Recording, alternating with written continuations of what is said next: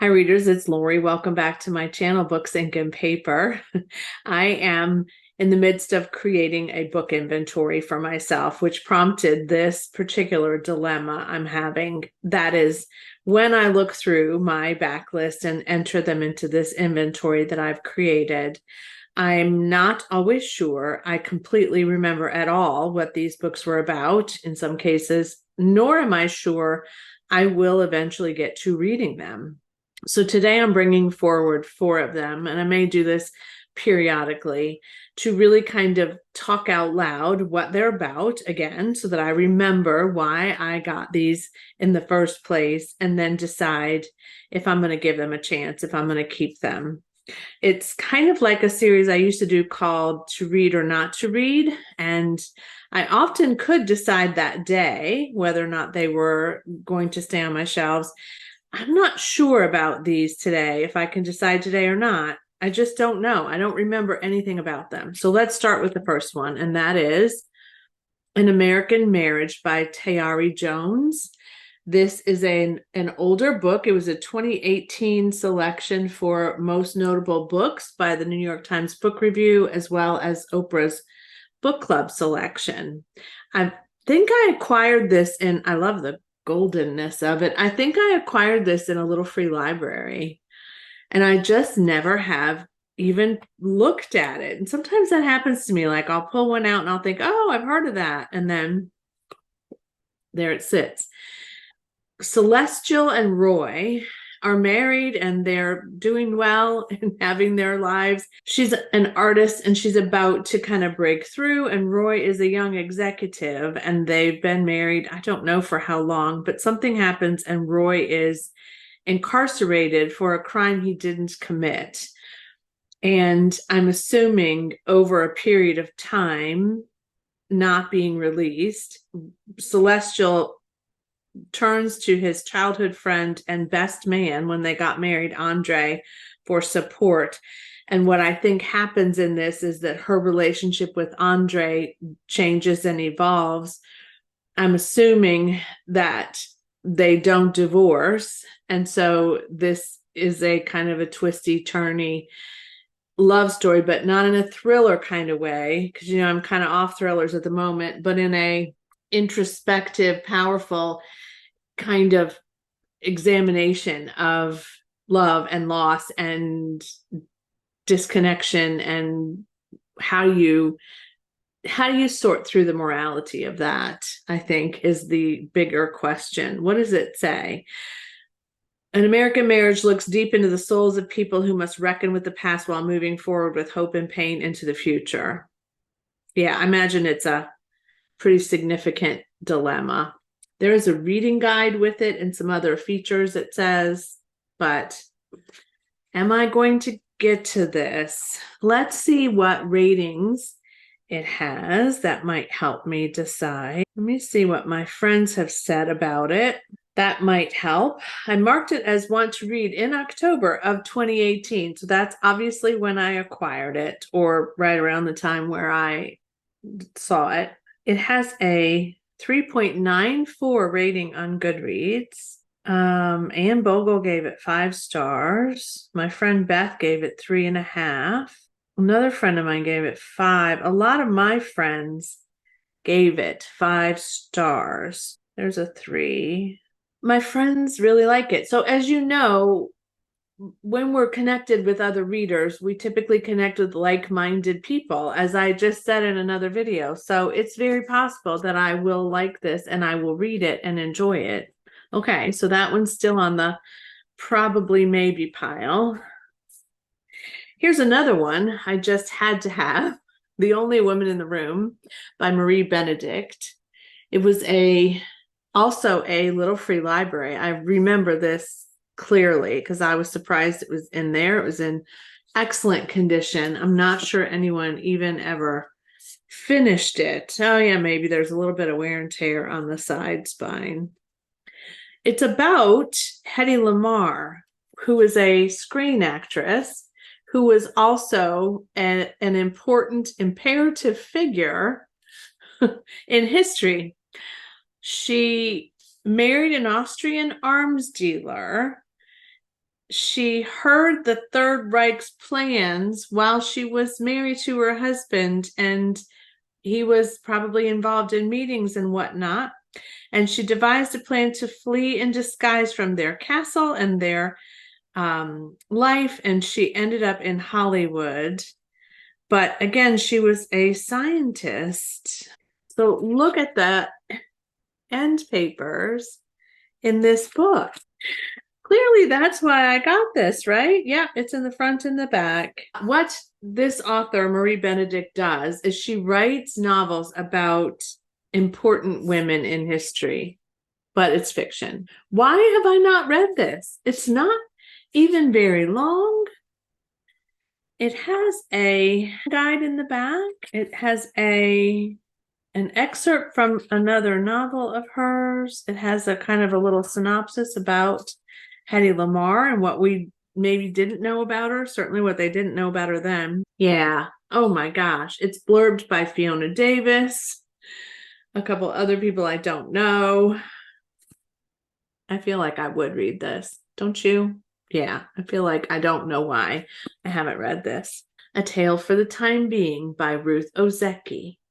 I also picked up in a little free library because I was sure I wanted and needed to read this novel.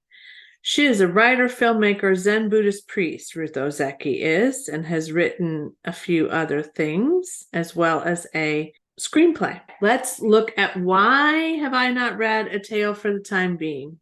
Sorry, I went off screen there. Remote island in the Pacific Northwest, a Hello Kitty lunchbox washes up on the beach, tucked inside a collection of curious items, an antique wristwatch, a pack of indecipherable letters, and the diary of a 16-year-old Japanese girl named Nao Yasutani. Ruth, who finds the lunchbox, suspects that it is debris from Japan's devastating 2011 tsunami.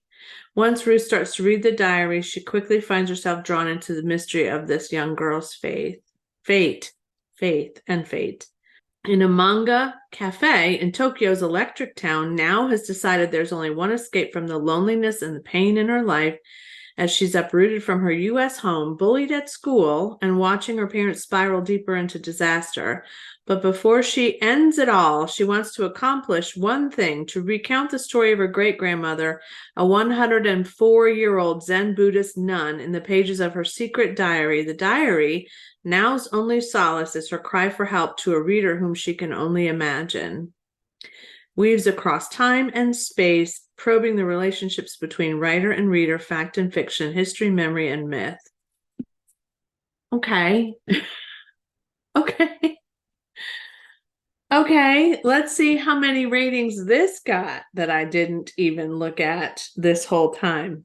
I will say this, for a while I was just collecting books and not giving it any thought, which I think I've told you, which is why now I'm trying to be very intentional about what I buy, because I don't need 4.05, a collective 4.05. What I really am being intentional about what I'm collecting to keep. And even if I'm going to, not keep these, I might want to read them before I unhaul them, right? So my friends, 555. My friend Allison gave it 5. We almost always love the same things. 5, 4, 4, 4. Oh, a couple of 2s from my friends, but no commentary. My friend Allison said, "This book will stay with me for a very long time. Thoughtful, beautiful, a delight." Okay, I'm going to read that. And then here's the last one. And this one is a chunker. And I have had this for a while. The Quick novel came out in 2014. It's a first edition, so I probably got it when it came out. Lauren Owen is the author. I think I fell in love with the cover. I mean, really, that's a beautiful, beautiful cover.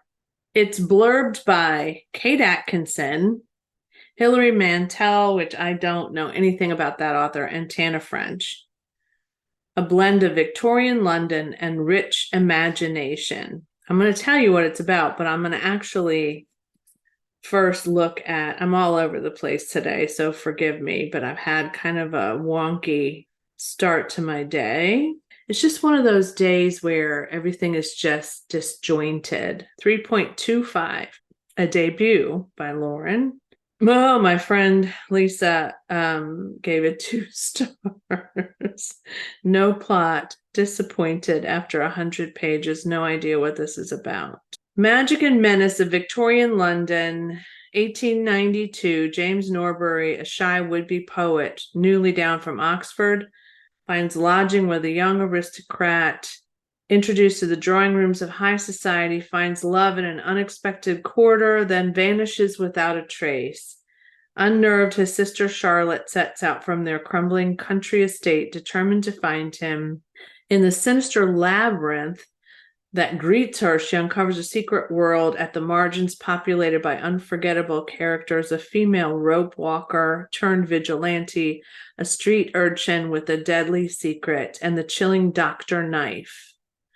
But the answer to her brother's disappearance lies within the doors of one of the country's preeminent and mysterious institutions, the Agolius Club,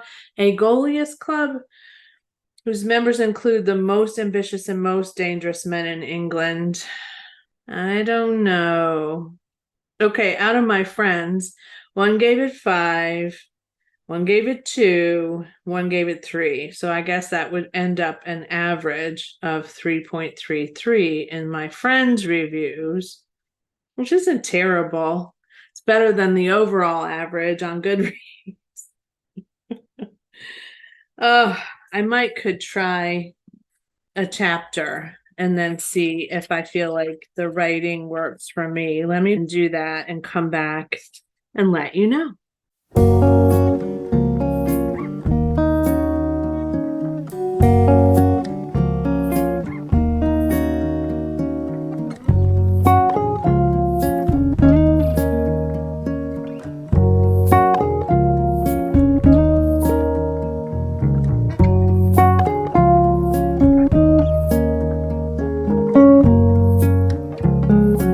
Okay, I don't know.